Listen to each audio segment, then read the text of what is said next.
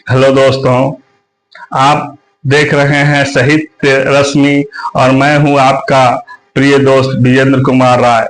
मैं आज आप लोगों की सेवा में एक कहानी लेकर के उपस्थित हुआ हूं, जिसका शीर्षक है प्रेत की छाया नहीं होती। और ये कहानी बहुत ही प्रेरक है। किसी गांव में तीन चोर रहा करते थे, जो उस गांव में और आसपास के गांवों में चोरियां करते थे, जिससे लोग बहुत ही परेशान और दुखी रहते थे। एक दिन उस गांव में एक महात्मा जी आए। महात्मा जी को देखने के लिए लोगों की भीड़ उमड़ पड़ी। उसमें से कुछ लोगों ने निवेदन किया कि आप कुछ दिन हमारे गांव में रहिए और प्रवचन कीजिए, ताकि लोगों का कल्याण हो सके। महात्मा जी ने लोगों के निवेदन को स्वीकार कर लिया और अगले दिन से कार्यक्रम तय हो गया कि प्रवचन होगा। लोग पंडाल वगैरह की व्यवस्था करने लगे, बत्तियों की व्यवस्था करने लगे। ये बात जब चोरों को मालूम हुई तो वो तीनों चोर वहां क्रोधित होकर के आए और महात्मा जी को उल्टा सीधा भला बुरा कहने लगे। लोगों ने उनका विरोध करना चाहा तो महात्मा जी ने उन्हें रोक दिया और कहा कि इनको जो कुछ भी कहना है इनको कहने दीजिए, क्योंकि अभी इनके पास सद्बुद्धि नहीं है। उन्होंने भरपूर अपमान किया महात्मा जी का और फिर चले गए। उसके बाद लोगों ने महात्मा जी के निर्देश से पंडाल बनाना शुरू किया और अगले दिन से प्रवचन का काम शुरू हो गया। काफी भीड़ लोगों की जुटने लगी। लेकिन दुर्भाग्य से उन चोरों को उसी रात चोरी करने के लिए दूसरे गांव में जाना था। लेकिन दुविधा यह थी कि उस गांव से निकलने का रास्ता एक ही था, जिसके किनारे महात्मा जी का प्रवचन चल रहा था। अब तीनों चोरों ने राय किया कि हम उस रास्ते से नहीं जाएंगे।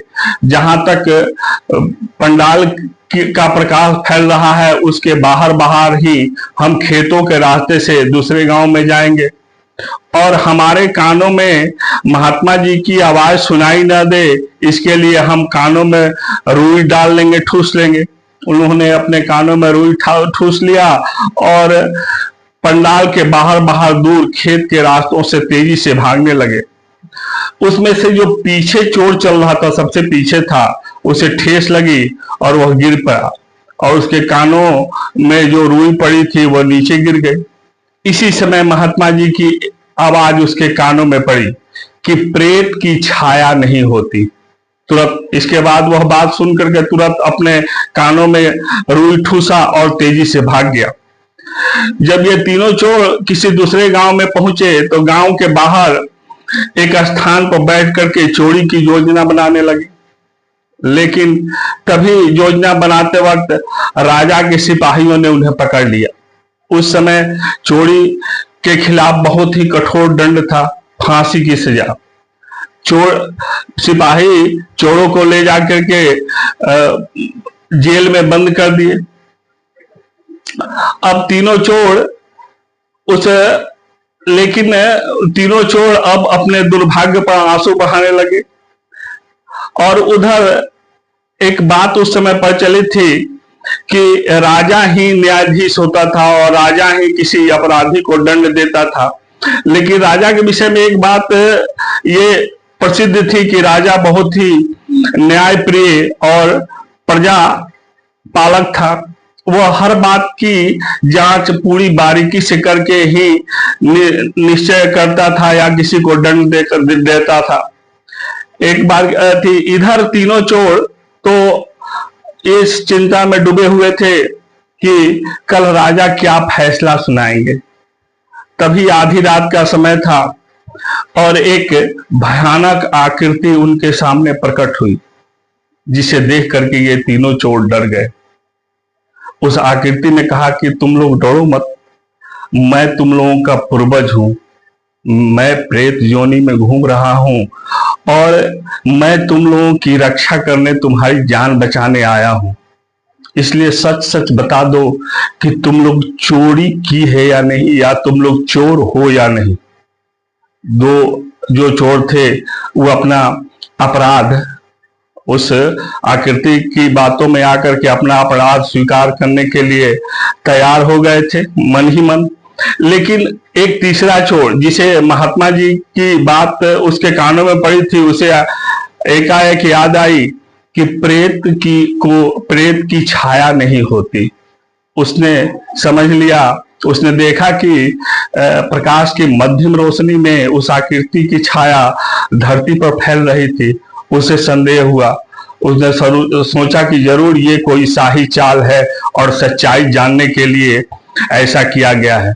उसने दोनों चोरों को पीछे करते हुए स्वयं आगे बढ़ा और कहा कि हे पुण्यात्मा, अगर आप हमारे पूर्वज हैं तो मेरी रक्षा कीजिए। हम लोग चोर नहीं हैं और राजा के सिपाही ने हमें संदेह में पकड़ लिया है। अब इस बात को कौन समझेगा? यह सुन करके वो आकृति पीछे के रास्ते से बाहर चली गई। अगले दिन तीनों चोरों को राजा के दरबार में पेश किया गया। राजा ने तीनों चोरों को देख के कहा कि वो जो प्रेत तुम्हारे सामने रात में प्रकट हुआ था वो कोई और नहीं था, वो मैं था। और मैं जानता हूं कि तुम लोग चोर नहीं हो, इसलिए मैं तुम लोगों को सम्मान पूर्वक मुक्त करता हूं। जाओ और अपना काम देखो। ये तीनों चोर जब दरबार से बाहर आए तो सोचा कि जिस महात्मा के एक बात से इतनी बड़ी संकट, इतनी बड़ी विपत्ति टल गई, अगर उनकी पूरी बात समझा जाए, पूरी बात सुनी जाए और उसके आचरण, उसके अनुसार आचरण किया जाए तो हमारा जीवन कितना बदल जाएगा। यह सोचकर वो तीनों चोर दौड़े दौड़े आए और महात्मा जी के पैर पकड़ के रोने लगे। महात्मा जी से कहने लगे कि महात्मा जी, हमने आपको बहुत भला बुरा कहा है, हमें क्षमा कर दीजिए। महात्मा जी ने उनके सर पर हाथ फेरा और कहा कि उठो वत्स, अब तुम लोगों को सद्बुद्धि आ गई है। उसके बाद वो तीनों चोर महात्मा जी के शिष्य बन गए। अगर ये कहानी आप लोगों को पसंद आई हो तो कृपया करके इसे सब्सक्राइब जरूर कर दीजिएगा, ताकि मुझे ऊर्जा मिलती रहे और मैं आप लोगों के लिए नई नई चीजें लेकर उपस्थित होता रहूं।